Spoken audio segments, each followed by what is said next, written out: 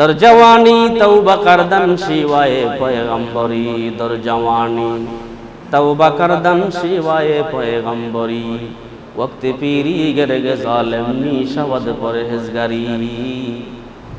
যৌবন বয়সে তওবা করা এটা পয়গম্বরদের সুন্নাত, পয়গম্বরদের কোয়ালিটি।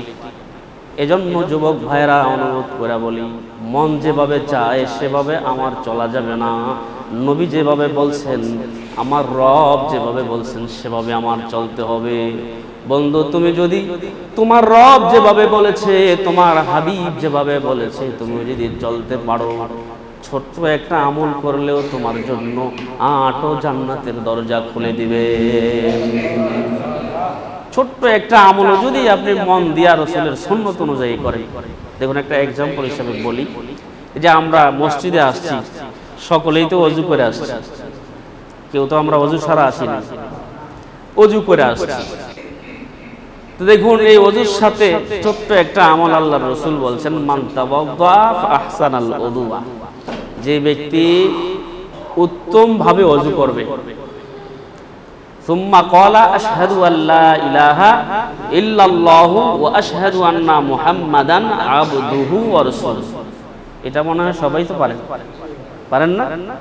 তো দেখুন, আশহাদু আল্লা ইলাহা ইল্লাল্লাহু ওয়া আশহাদু আন্না মুহাম্মাদান আবদুহু ওয়া রাসূলুহু। আল্লাহর রাসূল বলেছেন, এই দোয়াটা যে ব্যক্তি পাঠ করবে, ফুতিহাত লাহু সামানিয়াতু আবওয়াবিল জান্নাহ, এই উম্মতের জন্য 8 জান্নাতের দরজা খুলে দেওয়া হবে।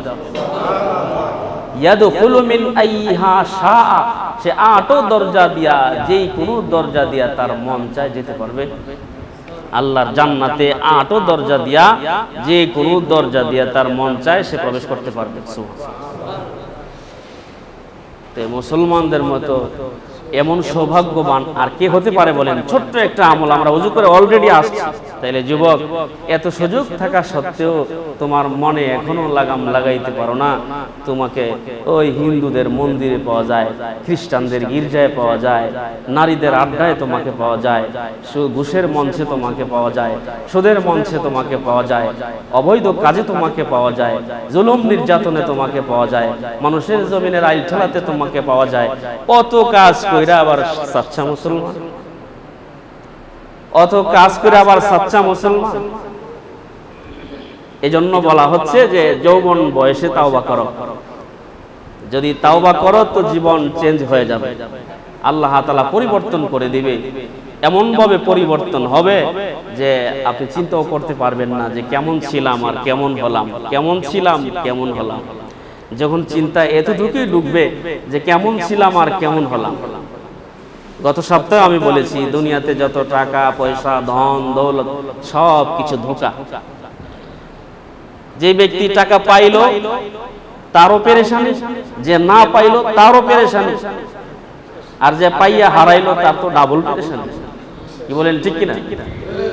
গত সপ্তাহে বলি নাই কথাটা, যে পাইলো দুনিয়া পাইলো তারও পেরেশানি, যে না পাইলো তারও পেরেশানি, পাইলাম না জীবনে কিছু।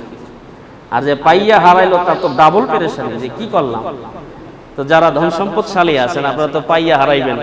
আজরাইল আইসা যেদিন টান দিয়া ধরবো, তখন বলবেন যে এত কিছু কি করলাম, কই যাবে, সব দিয়া থুয়া যাইতে। ওই সময় আফসোস হবে যে উনি বলবে যে পাইয়া তো হারাইলাম। এজন্য যৌবন বয়সকে কাজে লাগাতে হবে। ইবাদতের ক্ষেত্রে আমাদের অগ্রগামী হতে হবে, নেক কাজের ক্ষেত্রে আমাদের এগিয়ে আসতে হবে, বদ কর্ম বদ রসম যা আছে এগুলো থেকে আমাদের ফিরতে হবে। কোরআনুল কারীমের যে আয়াতে কারিমাটি তেলাওয়াত করেছিলাম, রব্বুল ইজ্জাত ওয়াল জালাল বলেছেন, ইয়া আইয়ুহাল্লাযীনা আমানু লা তাত্তাখিযুল ইয়াহুদা ওয়ান নাসারা আউলিয়া মিন দুনিল মুমিনিন। হে ঈমানওয়ালারা, তোমরা ইহুদি খ্রিস্টানদেরকে বন্ধু বানাবা না। ইহুদি খ্রিস্টান মুসলমানদের বন্ধু হতে পারে না। শুধু খালি একটু চোখ বুলায় দেখেন ইসরাইল মুসলমানদের উপর কি পরিমাণ নির্যাতন করতেছে। কি বলুন, ঠিক কিনা? অথচ হাদিসে এসেছে ইহুদিরা মুসলমানদের চিরশত্রু, খ্রিস্টানরা মুসলমানদের চিরশত্রু।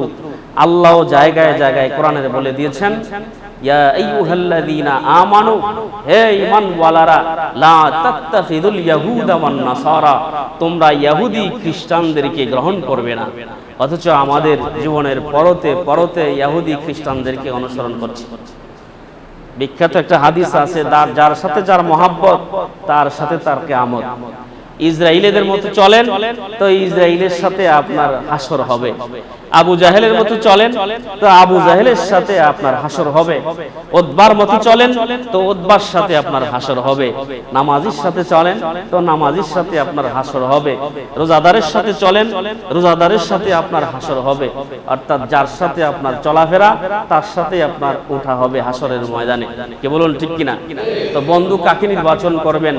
আল্লাহ বলেছেন আউলিয়া মিন দুনিল মুমিনিন, মুমিন ছাড়া কোন কাফের, ইহুদি, মুশরিক, বেঈমান মুসলমানের বন্ধু হতে পারে না। এক মুমিন আর এক মুমিনের বন্ধু হবে। সুবহানাল্লাহ। তো ভাই অনুরোধ করব, আপনারা যারা এই অভ্যাস আছে মুসলমানদের ধর্মে জন্মগ্রহণ করে মুসলমান সমাজে বসতি করেও হিন্দুদের বিভিন্ন অনুষ্ঠান আচার অনুষ্ঠানে যাচ্ছেন, তাদের সাথে বন্ধুত্ব করছেন, তাদের সাথে তাল মিলিয়ে চলছেন, এগুলো সম্পূর্ণই নিষেধ। তবে সামাজিক জীব হিসাবে তাদেরকে কষ্ট দেওয়া যাবে না, তাদেরকে আঘাত করা যাবে না। সামাজিক দৃষ্টিকোণ থেকে সামাজিকতায় তারা যা প্রাপ্যতা পাবে, রাষ্ট্রীয় হিসেবে তারা যা প্রাপ্য তা তাদের হক পাবে, কিন্তু আন্তরিকতার সাথে যে একজন মুসলমানের বন্ধু একজন বিধর্মী হবে, এটা কোরআন হাদিসের নিষেধ।